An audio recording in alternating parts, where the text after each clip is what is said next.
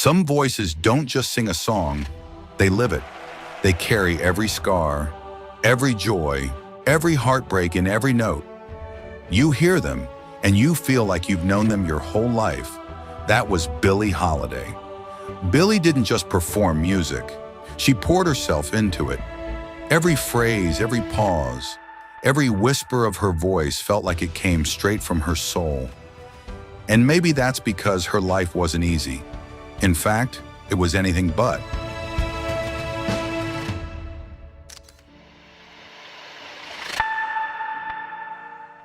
She was born Eleanora Fagan in 1915 in Philadelphia, but she grew up mostly in Baltimore.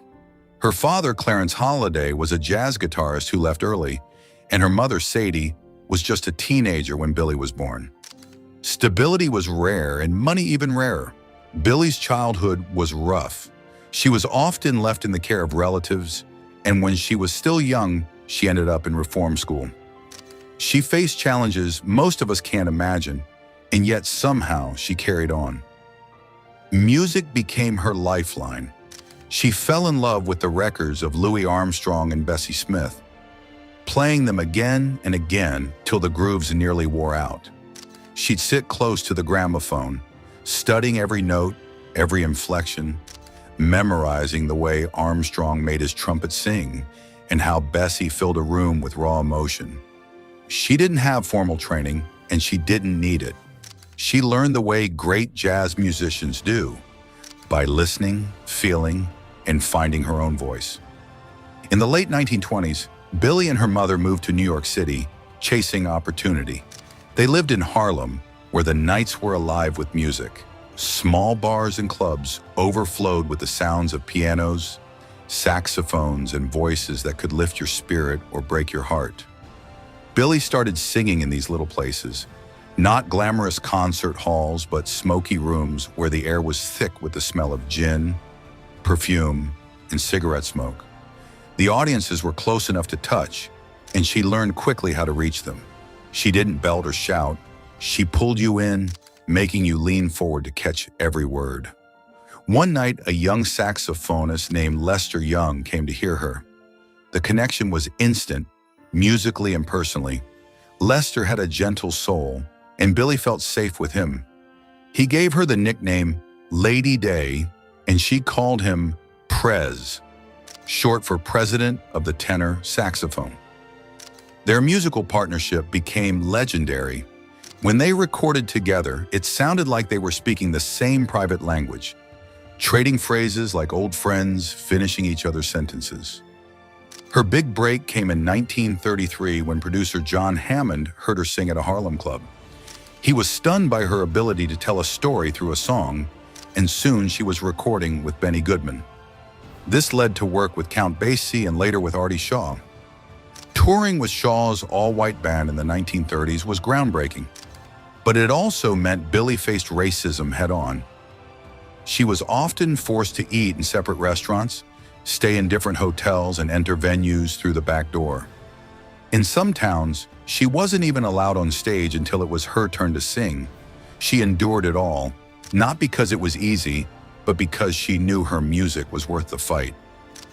Her voice wasn't like Ella Fitzgerald's, crystal clear and technically flawless. Billie's was smaller, huskier, and limited in range. But she had something no one else had, an uncanny ability to make a song completely her own. She bent time itself, stretching a note here, holding back there, sometimes even singing slightly behind the beat.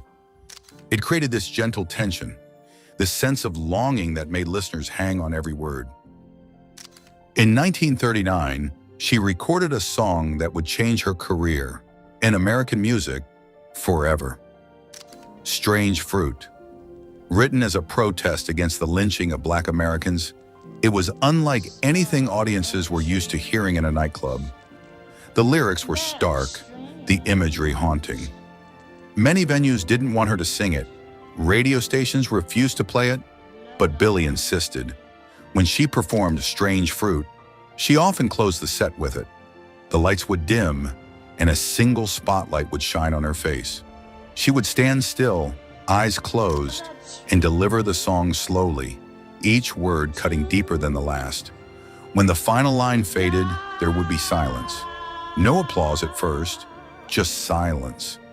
Then as people realized what they just experienced, the clapping would begin, soft at first, then swelling. Billie's life was a mixture of triumph and tragedy. She recorded unforgettable songs like God Bless the Child, inspired by an argument with her mother over money, and Don't Explain, written after she discovered a lover's infidelity. Her relationships were often turbulent, and she struggled with addiction, which eventually led to arrest and even time in prison. Her later years were marked by legal troubles and declining health, but she never lost that ability to connect. In her final recordings, her voice was rougher, more fragile, but it carried a lifetime of truth. You could hear every mile of the road she traveled, every high and low. Those songs feel less like performances and more like conversations, intimate, honest, and unflinchingly human. Billie Holiday left us in 1959 at just 44 years old. The world lost her too soon, but the mark she left is indelible. Her influence can be heard in singers across genres, from jazz to pop to soul. She didn't just shape jazz singing, she reshaped the very idea of what it means to tell a story in song. And maybe that's why her music still feels so personal today. Even if you've never known the kind of pain Billie endured, you recognize the truth in her voice. She doesn't just sing to you, she sings for you, taking the feelings you can't quite put into words and giving them life. Billie once said, "If I'm going to sing like someone else, then I don't need to sing at all." It's a reminder that our true voice, the one shaped by our own joys and struggles, is the most powerful thing we have. It doesn't have to be perfect. It just has to be real. And maybe that's why, late at night, with the lights low and the world quiet, people still put on a Billie Holiday record.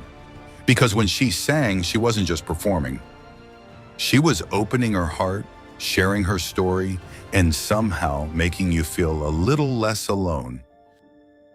Thank you so much for watching this video. Don't forget to subscribe to our channel and see you next time.